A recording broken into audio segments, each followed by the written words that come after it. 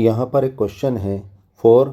यहाँ पर first number पर दे रखा है आयोडाइड, सेकंड नंबर पर दे रखा है क्लोराइड और थर्ड नंबर पर दे रखा है ब्रोमाइड।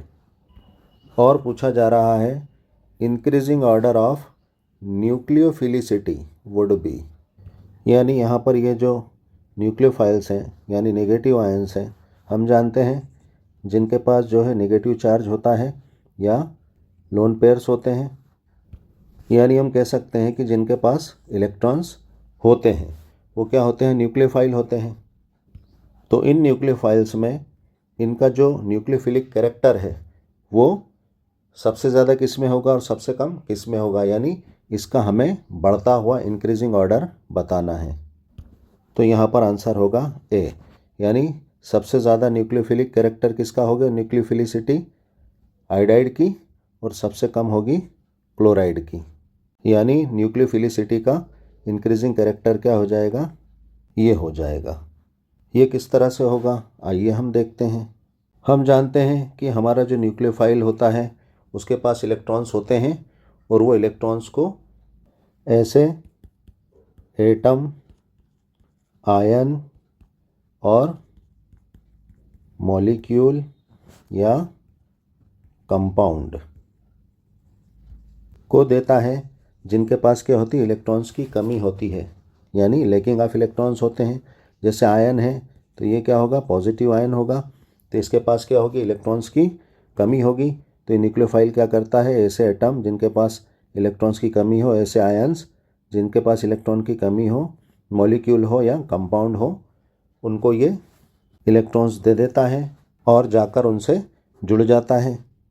अब यहाँ पर हमें न्यूक्लियोफाइल की न्यूक्लियोफिलिसिटी का इंक्रीजिंग ऑर्डर यानी बढ़ता हुआ क्रम पूछा जा रहा है। यानी सीधी सी बात है, ये जो न्यूक्लियोफाइल है ये अपने इलेक्ट्रॉन्स को जितनी आसानी से डोनेट करेगा, जितनी आसानी से दे देगा, वो उतना अच्छा न्यूक्लियोफाइल होगा, उसकी न्यूक्लियोफिलिसिटी उतनी अच्छी होगी। यहाँ पर अगर हम देखें तो हमारे जितने भी न्यूक्लियोफाइल हैं सब ये क्या हैं, हेलोजन आयंस हैं। और हेलोजन क्या होते हैं, हमारे पीरियोडिक टेबल में फ्लोरीन परिवार होता है, फ्लोरीन फैमिली होती है, यानी फ्लोरीन, क्लोरीन, ब्रोमीन और आयोडीन, यानी ये सब क्या होते हैं, 17th ग्रुप के होते हैं सारे हेलोजन आयंस। आयनिक कंडीशन में यानी हेलाइड कंडीशन में इनके लास्ट शेल में क्या होते हैं, 4 लोन पेयर्स होते हैं, यानी ये फ्लोरीन है, इसके लास्ट शेल में क्या हो जाएंगे, 4 लोन पेयर्स हो जाएंगे। बाकी हेलोजन्स भी सेम फैमिली के हैं, तो इनके चारों तरफ भी क्या होंगे, सबसे लास्ट शेल में 4 लोन पेयर्स होंगे, जैसे कि फ्लोरीन में है। अब अगर हम इन हेलोजन्स के साइज की अगर बात करें तो यहाँ पर क्या होगा, हम जानते हैं पूरी पीरियोडिक टेबल में फ्लोरीन का साइज़ सबसे छोटा होता है। उसके बाद अगर हम अप टू डाउन ऊपर से नीचे जाते हैं जब ग्रुप में, तो क्या होता है, साइज़ बढ़ता चले जाता है ना। ये क्लोरीन के लिए हो जाएगा, ये ब्रोमीन के लिए, और इन चारों में सबसे बड़ा साइज़ किसका होगा, आयोडीन का होगा। अब साइज़ के हिसाब से अगर हम देखें तो फ्लोरीन में क्या है, ये सेंटर जो है सबसे लास्ट शेल के बहुत पास होता है, यानी सेंटर की लास्ट शेल के इलेक्ट्रॉन्स पर अट्रैक्शन बहुत ज़्यादा होता है। जैसे जैसे हम अप टू डाउन जाते हैं तो क्या होता है, सेंटर से लास्ट शेल का डिस्टेंस बढ़ता चले जाता है, ठीक है, यानी सेंटर की लास्ट शेल के इलेक्ट्रॉन्स पर अट्रैक्शन कम होता चले जाता है। यानी फ्लोरीन का अट्रैक्शन सबसे ज़्यादा और आयोडीन का अट्रैक्शन सबसे कम होता है। अगर मान लो ये जो एक्स्ट्रा इलेक्ट्रॉन इन हेलोजन्स पर दिख रहा है, अगर ये इलेक्ट्रॉन मान लो अभी ये आया नहीं है, ये कहाँ है, यहाँ पर है, ये इलेक्ट्रॉन है ना, एक्स्ट्रा अतिरिक्त इलेक्ट्रॉन। तो इस एक्स्ट्रा इलेक्ट्रॉन को फ्लोरीन सबसे अच्छे से अट्रैक्ट करेगा, क्योंकि इसकी जो है सबसे लास्ट शेल से सेंटर की डिस्टेंस कम है। और सबसे कम अट्रैक्ट कौन करेगा, आयोडीन करेगा इस एक्स्ट्रा इलेक्ट्रॉन को। एटम के इस एक्स्ट्रा इलेक्ट्रॉन को अट्रैक्ट करने की टेंडेंसी को हम क्या कहते हैं, इलेक्ट्रोनेगेटिविटी कहते हैं। क्या कहते हैं, इलेक्ट्रोनेगेटिविटी। यानी इलेक्ट्रोनेगेटिविटी क्या है, किसी एटम की एक्स्ट्रा इलेक्ट्रॉन को अपनी ओर खींचने की, अट्रैक्ट करने की पावर। ध्यान रखना, बांधने की नहीं, सिर्फ अट्रैक्ट करने की, बांधने की को क्या कहते हैं हम, एफिनिटी यानी इलेक्ट्रॉन बंधुता, और इलेक्ट्रोनेगेटिविटी यानी विद्युत ऋणात्मकता, इलेक्ट्रोनेगेटिविटी। यानी यहाँ पर इलेक्ट्रोनेगेटिविटी अगर हम देखें तो ऊपर से नीचे की तरफ डिक्रीज होती है।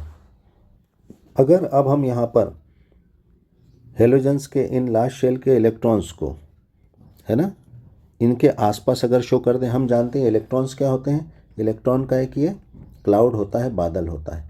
तो हम इसको क्या करेंगे, यहाँ पर एक बादल की तरह शो करेंगे। तो यहाँ पर फ्लोरीन के चारों तरफ जो है ये इलेक्ट्रॉन्स को हमने इन 8 इलेक्ट्रॉन्स को शो कर दिया है। अब इलेक्ट्रॉन्स तो इतने ही हैं, लेकिन अब यहाँ पे क्या है, क्लोरीन का साइज बढ़ गया। तो ये क्या हो गया, साइज बढ़ गए, तो ये इलेक्ट्रॉन्स क्या होंगे, यहाँ पर फैलेंगे, डिस्पर्स होंगे। तो यहाँ पर क्या होगी, इसकी डेंसिटी कम होती चली जाएगी, यानी जो घनत्व है, घनापन, जो यहाँ पर छोटे साइज़ के चारों तरफ ज़्यादा इकट्ठा था, अब वही चार्ज अब यहाँ पे साइज़ बड़ा होने से क्या है, फैल गया। अब यहाँ पर ब्रोमीन का साइज़ और बढ़ गया, तो अब ये क्या है, उतना ही जो है इलेक्ट्रॉन का क्लाउड इसके चारों तरफ अगर हम इसको शो करें तो ये क्या होगा, और फैल जाएगा, यानी डेंसिटी और कम हो गई। और यहाँ पर आयोडीन में अगर देखें तो ये और फैल जाएगा, तो ये क्या होगा, इसकी डेंसिटी और कम हो जाएगी। अब मान लो यहाँ पर एक H+ है, यानी H+ आयन यानी प्रोटॉन, हाइड्रोजन आयन। तो हाइड्रोजन आयन को यहाँ पर इन चारों में फ्लोरीन के पास इलेक्ट्रॉन जो क्लाउड है उसकी डेंसिटी यानी इलेक्ट्रॉन्स की डेंसिटी एक जगह यहाँ पर इकट्ठी मिलेगी। तो ये क्या करेगा, फ्लोरीन से पहले जुड़ेगा, क्योंकि फ्लोरीन क्या करेगा, अपने इन एक जगह इकट्ठे इलेक्ट्रॉन्स से H+ को जल्दी जोड़ लेगा, पहले जोड़ लेगा। और हम जानते हैं इसकी इलेक्ट्रोनेगेटिविटी भी फ्लोरीन की ज़्यादा होती है। और एक जगह इलेक्ट्रॉन मिल गए, है ना, इलेक्ट्रॉन का घनत्व ज़्यादा है छोटे साइज़ की वजह से, तो इसको H+ को जल्दी इलेक्ट्रॉन अवेलेबल हो जाएंगे। और हम जानते हैं ल्यूइस ने क्या कहा था कि वे आयंस या निगेटिव आयंस या जिनके पास इलेक्ट्रॉन्स हैं, जो इलेक्ट्रॉन का एक जोड़ा यानी इलेक्ट्रॉन का पेयर जितनी जल्दी दे देता है उतना ज़्यादा बेसिक होता है, यानी उतना ज़्यादा क्षारीय होता है। यानी लुईस ने क्या कहा, जो लोन पेयर देते हैं वो बेस होते हैं, यानी जो जितनी आसानी से लोन पेयर को अवेलेबल करवाएगा वो उतना अच्छा कैरेक्टर में बेसिक होगा। यानी डेंसिटी के बेसिस पर सबसे पहले H+ को फ्लोराइड जोड़ेगा, फिर क्लोराइड, है ना, क्योंकि डेंसिटी थोड़ी कम हो गई। यहाँ पर अगर हम देखें तो डेंसिटी और कम, यानी तीसरे नंबर पर ब्रोमाइड H+ को जोड़ेगा, और सबसे आखिरी में I नेगेटिव आयोडाइड H+ को जोड़ेगा, यानी इलेक्ट्रॉन अवेलेबल करवा पाएगा। तो यहाँ पर अगर हम देखें तो हेलाइड के H+ से जुड़ने पर क्या बना, HF बना, HCl बना, HBr बना, और क्या बना, HI बना। यानी यहाँ पर क्या हुआ, नेगेटिव और पॉजिटिव आयन की क्या हुई, पेयरिंग हुई, जोड़े बने। यानी सबसे अच्छी पेयरिंग किस में हुई, HF में हुई। यानी पेयरिंग कैरेक्टर जो है HF से HI की तरफ क्या होता है, डिक्रीज होता है, घटता है। अब यहाँ पर पेयरिंग तो हो गई, लेकिन फ्लोरीन की इलेक्ट्रोनेगेटिविटी हम जानते हैं सबसे ज़्यादा होती है और आयोडीन की सबसे कम होती है। तो यहाँ पर बॉन्ड तो बन गया, लेकिन ये बॉन्ड क्या है, फ्लोरीन की तरफ ज़्यादा अट्रैक्ट रहेगा। यानी यहाँ पर फ्लोरीन ने हाइड्रोजन को अपने से अटैच तो कर लिया है, जोड़ लिया है, लेकिन अपने इलेक्ट्रॉन्स को अपनी ओर ही खींच के रखा है। यानी फ्लोरीन पर नेगेटिव चार्ज ज़्यादा आएगा और हाइड्रोजन पर पॉजिटिव चार्ज ज़्यादा आएगा, यानी इनमें आयनिक कैरेक्टर ज़्यादा होगा। इसी तरह ऊपर से नीचे आने पर क्या होगा, आयोडीन का साइज़ बड़ा है, इसकी इलेक्ट्रोनेगेटिविटी कम है, यानी इलेक्ट्रोपॉजिटिविटी ज़्यादा है। तो ये क्या है, इस बॉन्ड जोड़े को, अपने बीच के बॉन्ड को अपनी तरफ ज़्यादा खींच के नहीं रख पाएगा, तो इस पर आयनिक कैरेक्टर कम होगा, यानी नेगेटिव चार्ज कम आएगा, और पॉजिटिव पर भी पॉजिटिव चार्ज कम आएगा। यानी फ्लोराइड हाइड्रोजन आयन को अपने से जोड़ तो लेता है, लेकिन अपने इलेक्ट्रॉन जोड़े को अपने पास ज़्यादा खींच के रखता है। इसके अपोजिट होता है न्यूक्लियोफिलिक कैरेक्टर, यानी न्यूक्लियोफाइल इलेक्ट्रॉन्स अवेलेबल तो करवाता है, यानी सामने वाले इलेक्ट्रोफाइल को, जिसके पास इलेक्ट्रॉन्स की कमी होती है, उसको अवेलेबल करवा देता है, यानी उसकी तरफ ज़्यादा खिसका देता है। यानी न्यूक्लियोफाइल के पास जो इलेक्ट्रॉन्स का क्लाउड होता है या इलेक्ट्रॉन की डेंसिटी होती है।